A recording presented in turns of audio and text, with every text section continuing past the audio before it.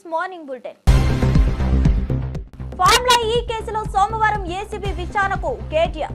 నల్ల సంచిలో దొరికిన డబ్బుల వ్యవహారంపై సీఎంకు పరోక్ష విమర్శ. ప్రభుత్వం నడపలేక ప్రజల దృష్టి మరల్చేందుకే ఆరోపణ అని ఆగ్రహం. ఫార్ములా ఈ నిధులు బ్యాంక్ ఖాతాలోనే ఉన్నాయని కేటీఆర్ వెల్లడి. మృత్యుంజయుడు రమేష్ ను ప్రత్యేకంగా కలిసిన మోదీ. అహ్మదాబాద్ విమాన ప్రమాద స్థలాన్ని పరిశీలించిన మోదీ. పీఎం వెంట గుజరాత్ సీఎం భూపేంద్ర, కేంద్ర విమానయాన శాఖ మంత్రి రామ్మోహన్ నాయుడు. ఆసుపత్రిలో చికిత్స పొందుతున్న రమేష్ ను పరామర్శించిన ప్రధాని. ఫార్ములా ఈ కేసులో సోమవారం ఏసీబీ విచారణకు కేటీఆర్. నల్ల సంచిలో దొరికిన డబ్బుల వ్యవహారంపై సీఎంకు పరోక్ష విమర్శ. ప్రభుత్వం నడపలేక ప్రజల దృష్టి మరల్చేందుకే ఆరోపణ అని ఆగ్రహం. ఫార్ములా ఈ నిధులు బ్యాంక్ ఖాతాలోనే ఉన్నాయని కేటీఆర్ వెల్లడి. వివరాలకు వెళ్తే, తెలంగాణ ముఖ్యమంత్రి రేవంత్ రెడ్డి తీసుకున్న సమానత్వ నిష్పత్తికి మాదిగ నేతలు హర్షం వ్యక్తం చేశారు. మాదిగ సామాజిక వర్గానికి చెందిన నాయకులను మంత్రివర్గంలో చేర్చినందుకు మంత్రి, ఎమ్మెల్యేలు సీఎంకు ధన్యవాదాలు తెలిపారు. ఇది వారి అన్యాయాన్ని తొలగించే దిశగా తీసుకున్న చారిత్రక నిర్ణయంగా అభివర్ణించారు. పాలక వ్యవస్థలో అన్ని వర్గాలకు ప్రాతినిధ్యం ఉండాలని ప్రజల ఆకాంక్షను ఈ నిర్ణయం నెరవేర్చిందని వ్యాఖ్యానించారు. మాదిగ మైనార్టీకి న్యాయం చేయాలనే సీఎం సంకల్పానికి ఈ చర్య నిదర్శనమని చెప్పారు. రేవంత్ తీసుకున్న ఈ అడుగు అన్ని వర్గాల్లో విశ్వాసాన్ని కలిగిస్తుందని, రాష్ట్ర ప్రజలు దీన్ని స్వాగతిస్తున్నారని స్పష్టం చేశారు. భవిష్యత్తులో మరిన్ని అట్టడుగు వర్గాల సమస్యలపై సీఎం చర్యలు తీసుకుంటారని ఆశించారు.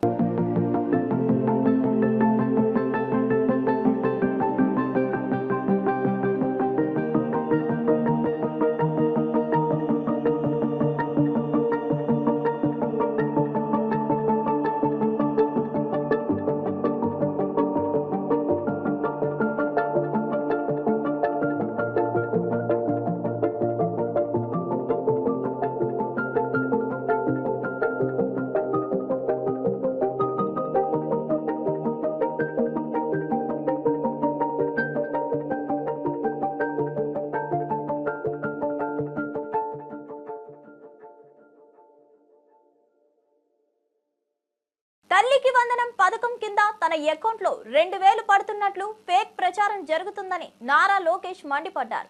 దీనిపై తీవ్ర స్థాయిలో స్పందించిన ఆయన, మీకు 24 గంటలు టైం ఇస్తున్నా, దమ్ముంటే ఇది నిరూపించండి, లేకపోతే తప్పు చేశామని ప్రకటించి స్టేట్మెంట్ వెనక్కి తీసుకోండి, లేదంటే చట్ట ప్రకారం చర్యలు తీసుకుంటామని హెచ్చరించారు.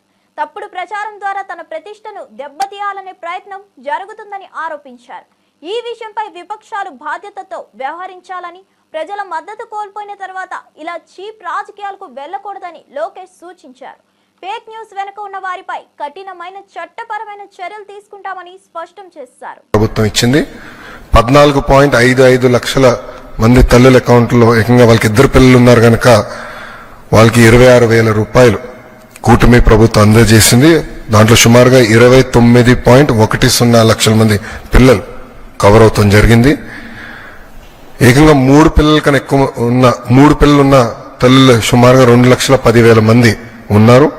అంటే 6.32 లక్షల మంది పిల్లలు అక్కడ ఉన్నారు. వాళ్ళకి ఏకంగా 39,000 రూపాయలు కూటమి ప్రభుత్వం అందజేస్తాం జరుగుతుంది. గత ప్రభుత్వం చేపట్టిన కార్యక్రమంలో వాళ్ళ ఎన్నికలప్పుడు వీడియోలన్నీ కూడా చూసాం. ఎంతమంది పిల్లలున్నా అంతమంది పిల్లలకి ఇస్తా అన్నారు. వాళ్ళు ఇవ్వకుండా ఏకంగా 42 లక్షల మంది పిల్లలకే ఆనాడు వాళ్ళ అమ్మ ఒడి ఇస్తాం జరిగింది. కూటమి ప్రభుత్వ అధికారులకు వచ్చిన తర్వాత అది ఇప్పుడు 67,27,000 మంది పిల్లలకి ఈరోజు నిధులు జమ చేస్తాం జరిగింది. గతంలో 5,540 కోట్ల రూపాయలు వాళ్ళ కార్యక్రమానికి ఖర్చు పెడితే సంవత్సరానికి కూటమి ప్రభుత్వం 8,745 కోట్ల రూపాయలు తల్లి అకౌంట్లో నిధులు జమ చేస్తాం జరిగింది. అంటే సుమారుగా 3,205 కోట్ల రూపాయలు అదనంగా కూటమి ప్రభుత్వం అందజేస్తుంది. అంటే 5 సంవత్సరాల్లో 16,000 కోట్ల రూపాయలు అదనంగా తల్లుల అకౌంట్లో కూటమి ప్రభుత్వం నిధులు జమ చేయబోతుంది. మళ్ళీ ప్రజలందరూ చెప్పేది ఒకటే, ఎంతమంది పిల్లలున్నా అంతమంది పిల్లలకు మేము ఇస్తాం. అర్హులు ఎంతమంది ఉన్నా వాళ్ళకి ఈ కార్యక్రమం అందించాలనేది గౌరవ ముఖ్యమంత్రి గారు మాకు ఆదేశాలు జారీ చేస్తాం జరిగింది.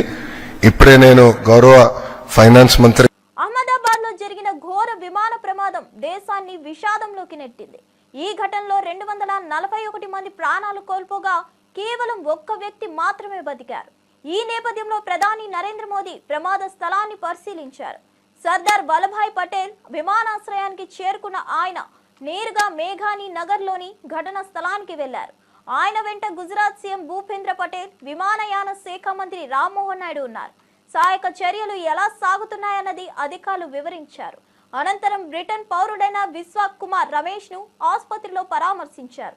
వైద్యులతో మాట్లాడి ఆరోగ్య పరిస్థితిని అడిగి తెలుసుకున్నారు. ప్రమాదం బాధితుల కుటుంబాలకు ప్రధాని ప్రగాఢ సానుభూతి తెలిపారు.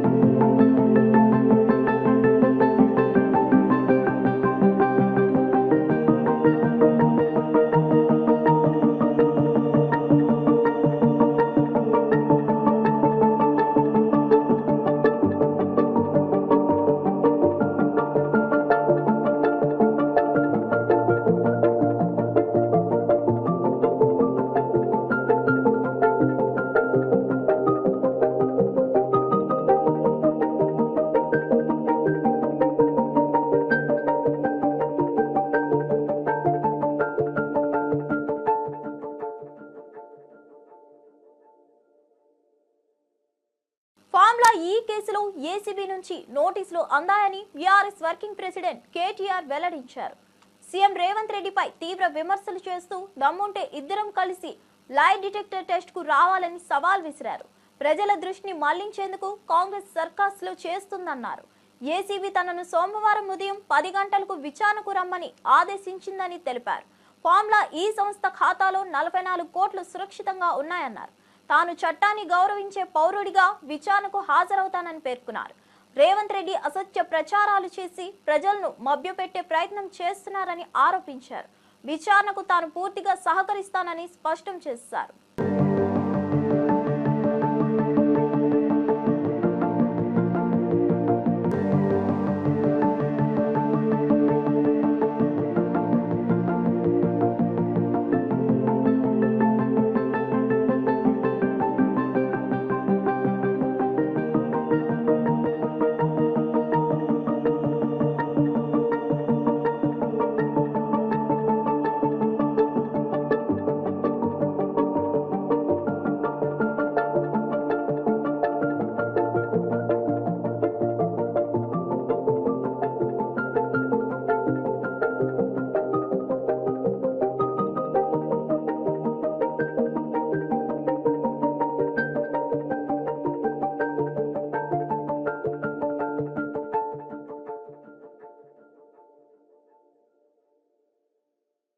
తన అరెస్ట్ ను సవాల్ చేస్తూ కొమ్మినేని శ్రీనివాసరావు సుప్రీంకోర్టులో దాఖలు చేసిన పిటిషన్ కు న్యాయం లభించింది. సీనియర్ జర్నలిస్ట్ అయిన ఆయనకు బెయిల్ మంజూరు చేస్తూ ధర్మాసనం ఆదేశాలు జారీ చేసింది. విడుదలకు సంబంధించిన నిబంధనలన్నీ ట్రయల్ కోర్టులో నిర్ణయిస్తుందని జస్టిస్ ప్రశాంత్ కుమార్ మిశ్రా, జస్టిస్ మన్మోహన్ స్పష్టం చేశారు. ఒకే కారణంతో కొమ్మినేనిని అరెస్ట్ చేయడాన్ని తీవ్రంగా తప్పుపట్టారు. సీనియర్ న్యాయవాది పొన్నవోలు సుధాకర్ రెడ్డి మాట్లాడుతూ నోటీస్ లేకుండా అరెస్ట్ చేయడం చట్ట విరుద్ధమని తెలిపారు. గెస్ట్ వ్యాఖ్యల కోసం యాంకర్ను బాధ్యత వహించమంటారా అని ప్రశ్నించారు. పాలక పక్షానికి నచ్చేలా పోలీసులు వ్యవహరిస్తున్నారన్నారు. సాక్షి గొంతు నులిమే ప్రయత్నం స్పష్టంగా కనిపిస్తుందన్నారు. ఒక్కొక్క దగ్గర ఓడిపోతున్నా కూడా మొక్కవోని ధైర్యంతో ఈ రోజు సుప్రీంకోర్టుకు తీసుకొచ్చినటువంటి వైనం, కింద కోర్టులో న్యాయం జరగనటువంటి పరిస్థితి, 3 సంవత్సరాల లోపల శిక్ష ఉండేదాని ప్రతి అఫెన్స్ కి 35(3) BNSS ఇవ్వాలి, 41A CRPC ప్రకారం ఇవ్వాలి. ఇట్లా చట్టం చాలా స్పష్టంగా చెప్పినా కూడా వారు ఆ కేసుకి SC/ST యాక్ట్ జోడిస్తే గౌరవ మ్యాజిస్ట్రేట్ వారు దాన్ని తీసేయడం జరిగింది, డిఫమేషన్ సెక్షన్ తీసేయడం జరిగింది. వారి మీద నమోదైనటువంటి సెక్షన్స్ 4 సెక్షన్స్ కూడా 6 సెక్షన్స్ కూడా 3 సంవత్సరాల లోపల పనిష్మెంట్ శిక్షార్హమైనటువంటి కేసుల్లో కూడా మేము వాదనలు చాలా గట్టిగా వినిపించినా కూడా అర్నేష్ కుమార్ జడ్జిమెంట్ ప్రకారం అరెస్ట్ ఇల్లీగల్ 35(3) ప్రకారం నోటీస్ ఇచ్చి పంపించేయాలా, ఇది అరెస్టే ఇల్లీగల్ మేము వాదించినా కూడా అక్రమమైనట్టు అరెస్ట్ చేసి కోర్టు ముందర ప్రొడ్యూస్ చేసినా కూడా కోర్టు వారి దృష్టికి కూడా తీసుకుపోయినాం. మీరే 2 సెక్షన్లు తీసేశారు దీనికి అనువర్తించమని. కొరవ సెక్షన్స్ 3 సంవత్సరాల పనిష్మెంట్ కదా, అర్నేష్ కుమార్ జడ్జిమెంట్ ప్రకారం 35(3) ఇచ్చి పంపించేయండి అని చాలా దూరం వాదనలు వినిపించాం. చాలా వరకు మేము మా వాదనలు కూటమి ప్రభుత్వం మహిళలను డైవర్షన్ పాలిటిక్స్ కోసం పావులుగా వాడుతుండడం దారుణమని వైఎస్ఆర్సీపీ మహిళా అధ్యక్షురాలు వరదు కళ్యాణి ఆగ్రహం వ్యక్తం చేశారు. తాడేపల్లిలో ఆమె మాట్లాడుతూ సాక్షి మీడియా ప్రభుత్వ వైఫల్యాలు బయట పెడుతుండడంతో టీడీపీ మహిళలతో దాడులు చేయిస్తున్నదని ఆరోపించారు. మహిళలను అడ్డం పెట్టుకుని రాజకీయ కుట్రలు చేయడమే చంద్రబాబు, లోకేష్ అజెండా అని ఆరోపించారు. ప్రజలు జగన్ కు బ్రహ్మరథం పడుతున్నారని, అది ఓర్చుకోలేని టీడీపీ మహిళల వెనుక దాడులకు దిగుతుందన్నారు. సాక్షి కార్యాలయాలపై రాష్ట్ర వ్యాప్తంగా దాడులు చేసి దాన్ని వైఎస్ఆర్సీపీపై నెపం మోపాలనుకోవడం కుట్రభరితమైన చర్య అని విమర్శించారు. మహిళల నిరసన పేరుతో చేయబడ్డ దాడులు, ఏలూరులో జరిగిన ఘటనలన్నీ టీడీపీ ప్లాన్ టార్గెట్లుగా విమర్శించారు. గారైనా అనిత గారైనా అలాగే తీసుకుంటే గుమ్మడి సంధ్యారాణి గారు అంత రాజ్యాంగబద్ధమైన పదవుల్లో ఉండి ప్రజలకు సమాధానం చెప్పే బాధ్యతాయుతమైన పదవుల్లో ఉండి వాళ్ళేమో ఒక తప్పుడు కేసుల విషయంలో ఏకంగా పోలీస్ స్టేషన్స్కి వెళ్ళి పోలీస్ దగ్గరికి వెళ్ళి తప్పుడు ఫిర్యాదులు సాక్షి మీద మా భారతమ్మ మీద జరగని ఇష్యూ మీద ఇవ్వడం అంటే ఎంతగా వీళ్ళు దిగజారుడు రాజకీయాలు చేస్తున్నారో మనం అర్థం చేసుకోవచ్చు. అసలు మీరు ఇప్పుడు ఏం చేస్తారు? సుప్రీంకోర్టు తీర్పు ఇచ్చింది కదా, ఇప్పుడు ఖచ్చితంగా మీరందరూ కూడా క్షమాపణలు చెప్పాల్సిన అవసరం ఉంది. మీరు మీ ఫిర్యాదులను వెనక్కి తీసుకోవాల్సిన అవసరం ఉంది. అలాగే తీసుకుంటే ఎంత దారుణంగా లేని ఇష్యూని వక్రీకరించినందుకు ఈ మంత్రులు, హోమ్ మినిస్టర్ గారైనా అలాగే గుమ్మడి సంధ్యారాణి గారైనా మీరందరూ కూడా ఎంత దారుణంగా వక్రీకరించి లేని విషయం గురించి అంత రాద్ధాంతం చేశారు కదా. మరి ఇప్పుడు మీరు రాజీనామా చేస్తారా మీ పదవులకి? మీరు తప్పుడు ప్రయత్నం చేసినందుకు మీ విజ్ఞతకే వదిలేస్తూ ఉన్నాము. ఎప్పటికైనా మేము తెలియజేసేది ఏంటంటే ఇలాంటి తప్పుడు ఆరోపణలు మానుకోండి. రెడ్ బుక్ రాజ్యాంగం మీద పెట్టిన దృష్టి, అక్రమ కేసుల మీద పెట్టిన దృష్టి, అక్రమ అరెస్టుల మీద పెట్టిన దృష్టి. ఇరాన్ అణుపై ట్రంప్ మరోసారి స్పందించారు. అమెరికాతో అణు ఒప్పందం కుదుర్చుకోవాలని, దాడులతో పరిణామాలు విషమిస్తాయన్నారు. ఇరాన్ అణుబాంబు కలిగి ఉండకూడదని స్పష్టం చేశారు. ఇజ్రాయెల్ వైమానిక దాడుల నేపథ్యంలో ట్రంప్ వ్యాఖ్యలు ప్రాధాన్యత సంతరించుకున్నాయి. చర్చల ద్వారానే పరిష్కారం సాధ్యమని తెలిపారు. మళ్లీ చర్చలకు సిద్ధం అవ్వాలని అమెరికా ఆశిస్తుందని చెప్పారు. ఫాక్స్ న్యూస్ కు ఇచ్చిన ఇంటర్వ్యూలో ఇరాన్ అణుబాంబు కలిగి ఉండకూడదు, మేం మళ్లీ చర్చల వేదికపైకి రావాలని చూస్తున్నాం, ఏం జరుగుతుందో చూద్దామని వ్యాఖ్యానించారు. మిడిల్ ఈస్ట్ ప్రాంతంలో ఉద్రిక్తతలు పెరుగుతున్న వేళ ట్రంప్ తాజా వ్యాఖ్యలు అంతర్జాతీయంగా చర్చకు దారితీశాయి.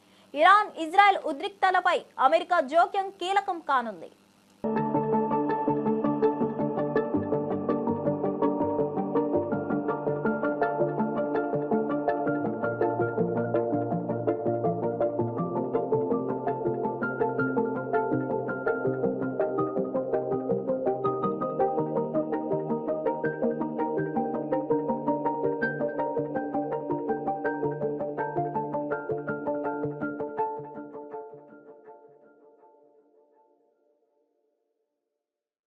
కాళేశ్వరం ప్రాజెక్ట్ పై టీపీసీపీ ప్రధాన కార్యదర్శి గజ్జల కాంతం తీవ్ర వ్యాఖ్యలు చేశారు. ఈ ప్రాజెక్ట్ మీ అబ్బ జాగిరా, ప్రజాధనాన్ని దోచుకున్న వారిని శిక్షించాల్సిందే అని మండిపడ్డారు. గత ప్రభుత్వం నిర్లక్ష్యం, అవినీతితో కాళేశ్వరం మూలం తప్పిందని అన్నారు. నీటి ప్రాజెక్టుల పేరుతో వేల కోట్ల రూపాయలను దారుణంగా దోచుకున్నారని ఆరోపించారు. ఈ విషయంలో సీఎం రేవంత్ రెడ్డి ప్రభుత్వం తగిన చర్యలు తీసుకోవాలని డిమాండ్ చేశారు. ప్రజల నష్టాన్ని లెక్క చేసి బాధ్యులపై చట్టపరమైన చర్యలు తీసుకోవాలని కోరారు. కాళేశ్వరం నిర్వీర్యం కావడంలో పాలకుల హస్తం ఉందని తీవ్ర విమర్శలు గుప్పించారు. రాష్ట్ర ప్రజల నిధులను దుర్వినియోగం చేసిన వారెవరో వెనుకాడకుండా వెల్లడించాలని చెప్పారు. ఈరోజు వాస్తవాలు చెప్తే కేటీఆర్కు కేసీఆర్ కుటుంబానికి చాలా బాధ అనిపిస్తుంది. మరి కాళేశ్వరం ప్రాజెక్టు అనేది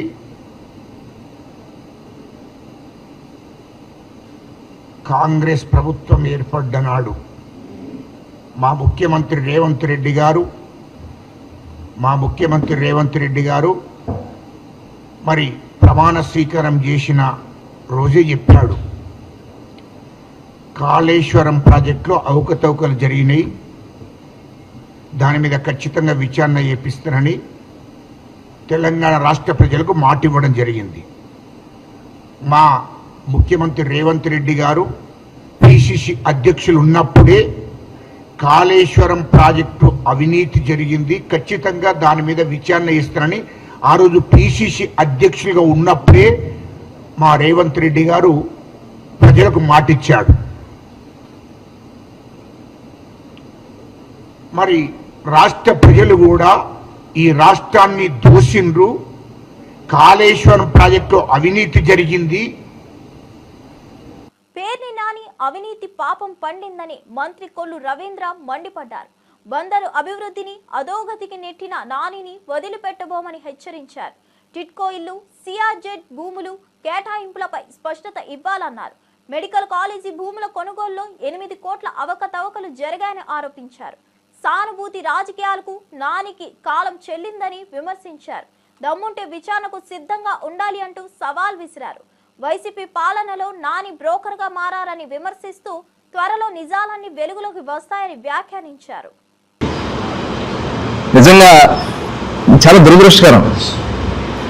నిన్న ఆయన మాట్లాడిన మాటల్లో ఒక్కటి కూడా వాస్తవం లేకుండా అవాస్తవాలు మాట్లాడుతూ చేసింది తప్పు, ఆ తప్పుని కప్పిపుచ్చుకోవడానికి బురద జల్లే కార్యక్రమాలు. ఆ రోజు అందరికీ తెలుసు, ఎలక్షన్లో నీ కొడుకుని గెలిపించుకోవాలని, నీ కొడుకుని అందరం ఎక్కించుకోవాలని నువ్వు పడరాని పాటలు పడి చేయరాని తప్పులు చేసి ఇళ్ల పట్టాలని, దొంగ పట్టాలని సృష్టించి తహసీల్దార్ కార్యాలయంలో ఆ పట్టాలు అర్ధరాత్రి కూడా రాయిస్తూ ఉంటే మేము వెళ్ళి ఆ రోజున అక్కడ పట్టుకున్నది వాస్తవం కాదా? ఆ రోజున్నటువంటి జేసీ గారు వచ్చింది వాస్తవం కాదా? ఈ రోజున్న జేసీ గారు ఆ జేసీ గారే. ఆ రోజున మేము ఆఫీస్ ముందు పడుకున్నాం, ఆ పట్టాలు కట్టలు పట్టుకుని మీ అన్యాయం పారిపోయినటువంటి పరిస్థితి ఉంటే వాళ్ళని పట్టుకొచ్చాం. కొమ్మినేని అరెస్ట్ పై సుప్రీంకోర్టు బెయిల్ ఇచ్చిన తీర్పు చంద్రబాబుకు చెంపపెట్టు అని జగన్ ట్వీట్ చేశారు. సత్యమేవ జయతే అంటూ స్పందించిన జగన్ కొమ్మినేనిపై ఆపాదించిన అభియోగాలు కృత్రిమమని విమర్శించారు. ప్రజల దృష్టి మరల్చేందుకు చంద్రబాబు కుట్రలు చేస్తున్నారని ఆరోపించారు. కొమ్మినేనికి సంబంధం లేని వ్యాఖ్యల నెపం వేయడం అప్రజాస్వామికమని మండిపడ్డారు. న్యాయస్థానం బాబు నిరంకుశత్వానికి గట్టిగా బుద్ధి చెప్పిందంటూ న్యాయ విజయం సాధించామని పేర్కొన్నారు.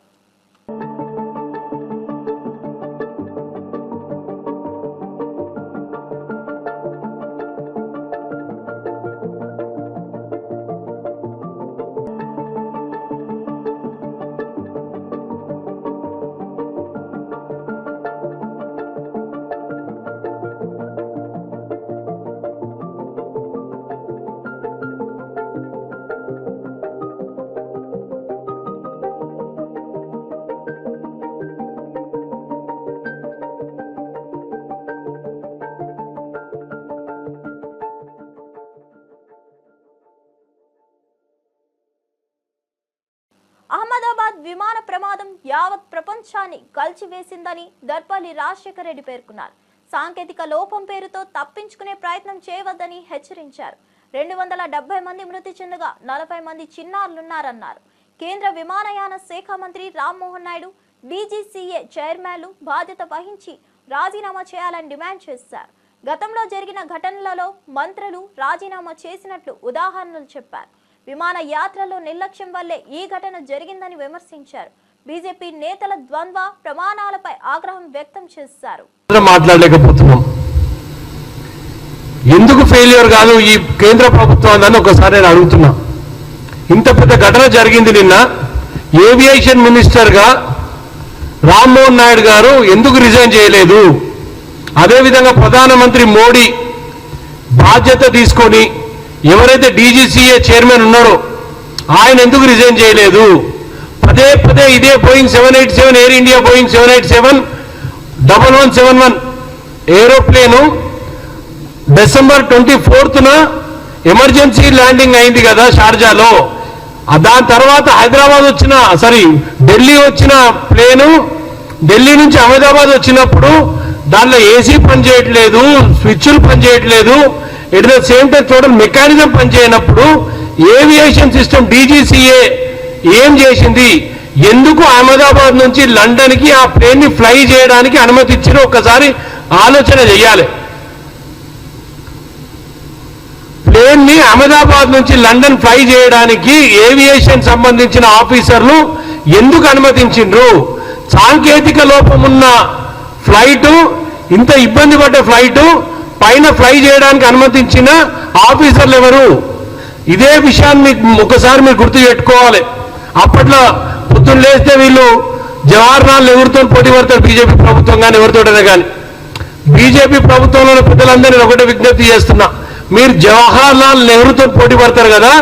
1996లో జవహర్లాల్ నెహ్రూ గారు ఉన్నప్పుడు లాల్ బహదూర్ శాస్త్రి గారు ఆ రోజు రైల్వే మినిస్టర్, ఒక ఘోరమైన యాక్సిడెంట్ మహబూబ్ నగర్ లో జరిగినప్పుడు తక్షణమే ఆయన రిజైన్ చేసిండా లేదా? దానికి తోడుగా 2008 యూపీఏ గవర్నమెంట్ మన్మోహన్ సింగ్ గారి నాయకత్వాన శివరాజ్ సింగ్ పాటిల్ గారు ఆ రోజు కూడా బాంబ్ బ్లాస్ట్ జరిగినప్పుడు బాధ్యతగా ఆయన రిజైన్ చేసిండా లేదా? ప్రస్తుత కూటమి ప్రభుత్వం హామీలు అమలు చేయకుండా ప్రజలను మోసం చేస్తుందని ఎమ్మెల్యే తాటిపర్తి చంద్రశేఖర్ తీవ్ర స్థాయిలో విమర్శించారు. తల్లికి వందనం పథకాన్ని తల్లికి వంచనగా మార్చారని ఆరోపించారు.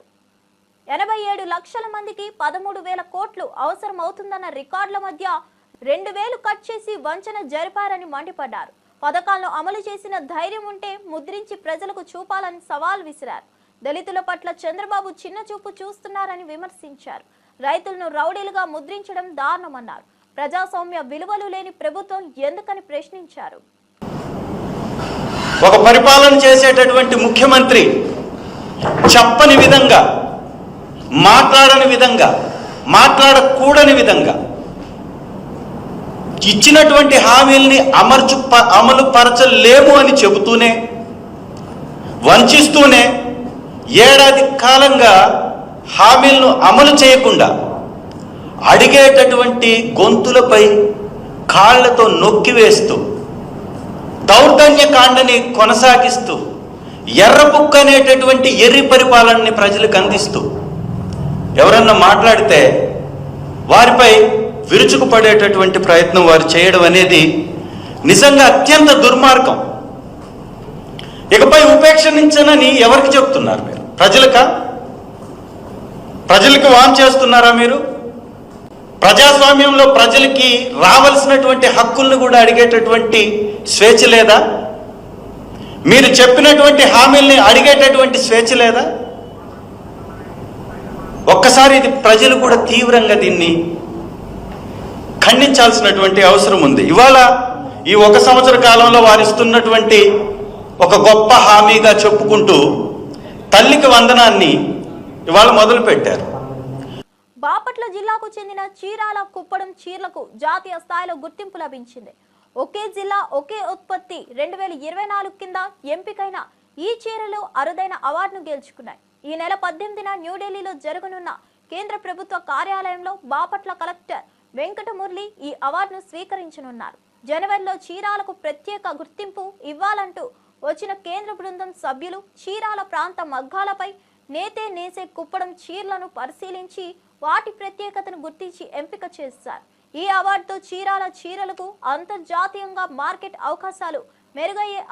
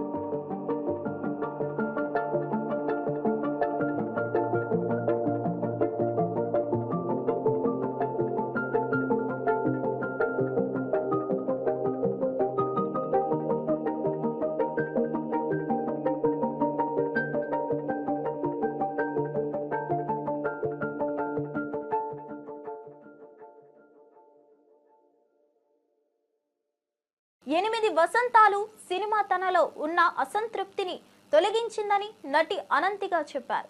ఎన్నో మంచి చిత్రాల్లో నటించిన తనకు ఓ లోపలి వెలితి ఉండేదని, అయితే ఈ సినిమా ఆ లోటు తీర్చిందని తెలిపారు. అనంతిక ప్రధాన పాత్రలో తెరకెక్కిన ఈ చిత్రం త్వరలో ప్రేక్షకుల ముందుకు రానుంది. ఈ సందర్భంగా దర్శకుడు ఫణీంద్ర, నటి అనంతికను ప్రముఖ యాంకర్ సుమ ఇంటర్వ్యూలో ప్రశ్నించారు. సినిమాకి సంబంధించిన అనేక ఆసక్తికర విషయాలు వారిద్దరూ షేర్ చేశారు. ఈ సినిమా ద్వారా తన కెరీర్ కు కొత్త మలుపు తిప్పుకుంటుందని అనంతిక ఆశాభావం వ్యక్తం చేశారు. ఈ సినిమా తర్వాత ఇదేమైనా సింక్ సౌండ్ లో షూట్ చేశారా మీరు, లేకపోతే డబ్బింగ్? లేదు, డబ్బింగ్ చేశారు. Okay, so are you dubbing for yourself? No, permission ఇవ్వలేదు ఇంకా డైరెక్టర్ గారు. చూస్తుందన్నమాట ఇస్తారా అని. లేదు, ట్రై చేసాము, బట్ కలెక్టివ్ డెసిషన్ వద్దనుకున్నాం. ఎందుకంటే అంత పర్ఫెక్ట్ గా ప్రతి పదాన్ని పలకగలిగేంత టైం లేదు. Expression is extremely good, but dialogue support చేయాలి కదా. So we had to opt for dubbing artist. Okay, so already మీరు బ్లాక్ బెల్ట్ అన్నారు ఇన్ కరాటే. సో దాని తర్వాత దీనికోసం ఎలాంటి ప్రిపరేషన్స్ జరిగాయి? ఇక్కడ కొంచెం వెంగ్చున్ అని ఫామ్ కూడా వీఆర్ యూసింగ్. ఏంటది? వెంగ్చున్. వెంచున్. వెంగ్చున్. వెంచున్ కరెక్టా? Yeah, Wing Chun. వెంచున్. సో ఆ ఫామ్ కూడా యూస్ చేస్తున్నాం. So for that I have been training for 3-4 months. Okay, అంటే సినిమా షూటింగ్ స్టార్ట్ అవ్వక 3-4 months ముందు నుంచి మీరు దీనికోసం ట్రైన్ అయ్యారు. అంటే ఆమెకి వచ్చిన కరాటే సరిపోదు ఈ ఫామ్ కి. ఇందులో ఎక్కువ ఆర్మ్స్ తోనే మూమెంట్స్ ఉంటాయి ఫైట్ చేసేటప్పుడు కానీ. నాకు కూడా కొంచెం ఆ ఫామ్ ఫస్ట్ నుంచి ఇష్టం. ప్రీవియస్ ఫిలింలో కూడా నేను కొన్ని మూమెంట్స్ అలానే ఉండే యాక్షన్ సీక్వెన్స్ లో. సో ఐ థాట్ ఇది ఇప్పుడు ఇందులో ఎక్స్ప్లోర్ చేద్దాం అన్నట్టు అనుకున్నాను. సో మీరు ఎందులో ట్రైన్ అప్ అయ్యారండి? చిన్నప్పటి నుంచి నేను తెలుసుకోవాలనుకుంటున్నాను. ఈవిడైతే చాలా వాటిలో ట్రైన్ అప్ అయ్యాయి. ఓటంలో Kathakali, Mohini Attam, Bharatanatyam and singing. Okay, అంటే అన్నిట్లోనూ you have completed every course are? No. ఇప్పుడు కూచిపూడి మెయిన్ చేస్తున్నాం. Like I'm going to. Okay, and Kathakali main చేస్తున్నాం. కథకళి ఫోకస్డ్, ఆటం తోడలేదు ఎక్సెప్ట్ మోహిని ఆట. ప్రముఖ సినీ నిర్మాత దగ్గుబాటి సురేష్ బాబు ఈ రోజు తన కుటుంబంతో కలిసి తిరుమల శ్రీవారిని దర్శించుకున్నారు. వేకువజామున విఐపి బ్రేక్ దర్శన సమయంలో ఆలయాన్ని చేరుకున్న ఆయనకు టీటీడీ అధికారులు స్వాగతం పలికారు. దర్శన అనంతరం రంగనాయకుల మండపంలో వేదాశీర్వచనంతో పాటు తీర్థ ప్రసాదాలు అందించారు. ఆలయం బయటకు వస్తుండగా భక్తులు సెల్ఫీలు తీసుకునేందుకు పోటీ పడ్డారు. ఈ సందర్భంగా సురేష్ బాబు మాట్లాడుతూ అలిపిరి నుంచి కాలినడకన స్వామివారి దర్శనానికి వచ్చినట్లు తెలిపారు.